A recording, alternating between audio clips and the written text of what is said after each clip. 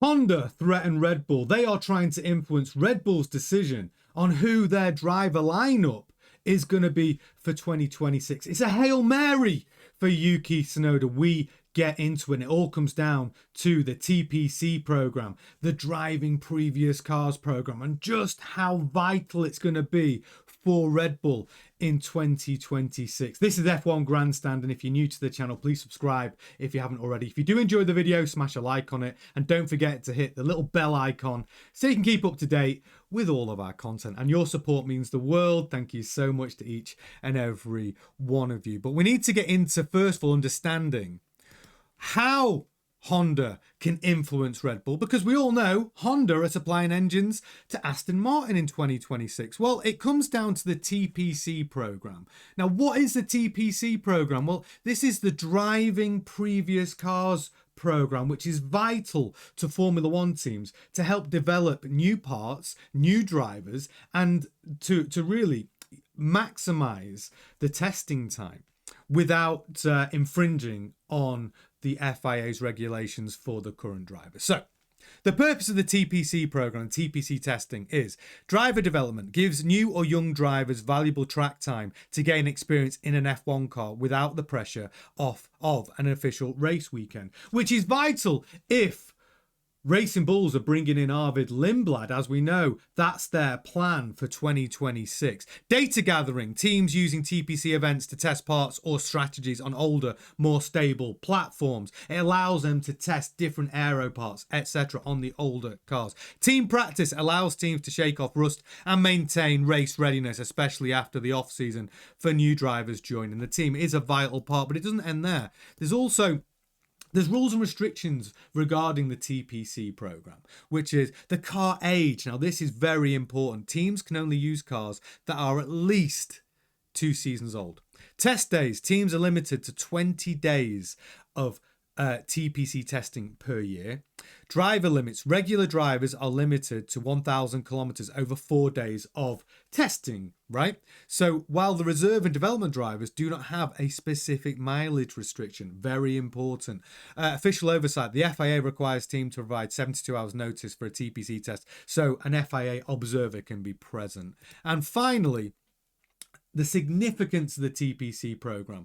So it's cost control. The TPC program was introduced to help control costs, as unrestricted testing in the past became a financial burden to the teams. Competitive balance. It helps create a more level playing field by limiting how much a team can test with their current car. And the budget cap. The TPC testing does not count against the annual F1 budget cap, which is a major benefit for the team. Now, why can Honda use this as leverage to try and enforce their will of Yuki Tsunoda getting a drive in the Racing Bulls, for instance, next year? Well, it's because Honda have been supplying the engines for those older cars, which means they require, under test conditions, Honda to not only keep supporting those engines, but to be present. Now, Honda are basically saying, well, if you want our continued support for the older cars, which run our engines, then we would like Yuki Tsunoda to have a drive in 2026. So this really is Yuki's final Hail Mary to keep his drive, because this is how it currently looks over at Red Bull. We know Max Verstappen's going to be driving the Red Bull car in 26. We know that Hadjar's going to be promoted from the Racing Bulls team to be Max Verstappen's teammate. And then what does that mean for Racing Bulls? Well, it means Liam Lawson and Yuki Tsunoda are fighting it out for the one remaining Racing Bull seat, because the other seat looks like it's been given to Arvid Lindblad, who's getting promoted from F2. And if they promote Arvid Lindblad from F2, guess what's so vital to his development? You've got it right. The TPC program, the driving the older cars to help him get up to speed so he can be competitive in 26. Honda know this. Honda know that Red Bull require their support in that program because it's their engines that are being run. And we know Honda have an exclusive agreement with Aston Martin in 2026. So it becomes this shady grey area where Honda are now putting their might behind them behind Yuki. Now, they have backed Yuki throughout his career. They've saved his career more than once and influenced driving decisions, the driver decisions over at Red Bull and Racing Bulls. And this is the situation, because the real question is, what about merit? Okay, what about merit? Who deserves the drive between Yuki Tsunoda and Liam Lawson? Now, Liam did have a tough start to this season, didn't he? They promoted him into the Red Bull. It didn't go well. He had 2 races which were horrible, and then he gets dropped. And here's the thing, though. You got a young driver in Liam Lawson who's driving alongside Isaac Hadjar in the Racing Bulls team. And Lawson has shown incredible mental strength to come back from that disappointment.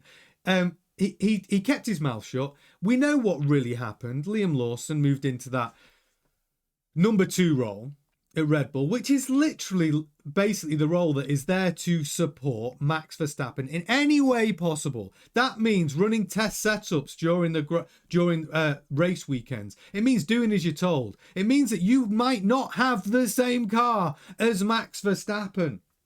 You're the crash test dummy for him. Lawson did that role. Didn't work out for him. Terrible. Could not get to grips with that car. Then goes back to Racing Bulls, finds his feet against Isaac Hadjar, which is, in my opinion, Hadjar is the rookie of the season. He has been brilliant.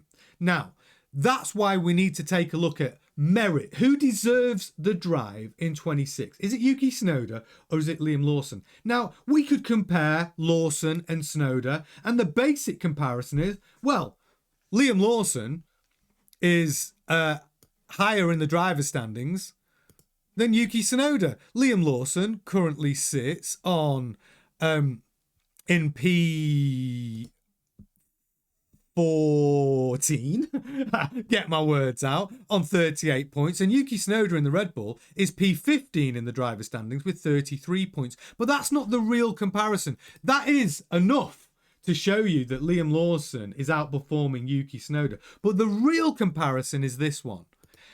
If we agree that Isaac Hadjar is the rookie of the season, well, let's look at a comparison, okay, against Lawson versus Hadjar since the second half of the season. So since the 11th round, Lawson is the orange line you can see on your screen. Hadjar is the grey line. Now, those 2 drivers head-to-head since round 11 to round 23, inclusive, Lawson has outperformed Hadjar in the Grand Prix 7 times to Hadjar's 6, which basically means Lawson is 1 up on Hadjar. I mean, you're talking about Hadjar being the rookie of the season. You're talking about Lawson being dropped from a racing team, Red Bull, and coming back with this type of performance. No one can deny that on merit, that Racing Bull seat should go to Liam Lawson. And the decision right now lies with one man, Helmut Marko, the Dart Lord himself. And the real question is, with Honda applying this huge pressure to Red Bull, saying, hey, we may not support your previous previous car program because they run our engines. If our engines, if you want that support, then we would rather have Yuki in that seat. Do Red Bull fold and go and cowtail to that pressure? Does Helmut Marko, even though he knows Liam Lawson on merit deserves to keep his drive and Yuki's had his time and should move on to pastures new, do they kowtow to that pressure? Because if Honda could go through on their threat, it means that Red Bull have got a problem in developing Arvid Lindblad. It means Red Bull have got a problem with those 20 days of testing that is so important for the development of the 26 car. How do they get around it? Well, they end up having to rent other cars from other teams that are supported, where the engines are available to be supported. And it's a tricky situation. It costs them money. So what it comes down to is what's right. Should these decisions get influenced by the might of a companies such as Honda, where they throw their weight around because they prefer a driver. And should people like Helmut Marko over at Red Bull allow that to happen? Will he allow that to happen?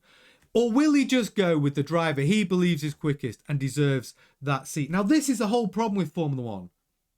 You know, the shadowy power plays from organisations, from the FIA to engine manufacturers. You know, it's not a fair business. Now, we want this to be a fair business. Now, the real question is, what does Helmut Marko do? Does he basically stand up tall, broad shoulders, and go, sorry, Honda, we are choosing the driver on merit, not because you are threatening us with the withdrawal of support for the TPC program, because we will solve it a different way. That's the question. What do you think? Get your opinions in the comment section. Do you believe Yuki should have a drive in 26, or do you believe that Liam Lawson should keep his drive? And should any Formula One team bow down to outside pressure to influence the decisions that should be made, which really should only be decided on merit? What's right? And let's see, what will Helmut Marko do? But that is today's news. Do join us tonight, 7:30 for your live daily F1 news stream. And we can all get together and discuss all the topics of the day. But for now, thank you so much for your support. Ta-ta.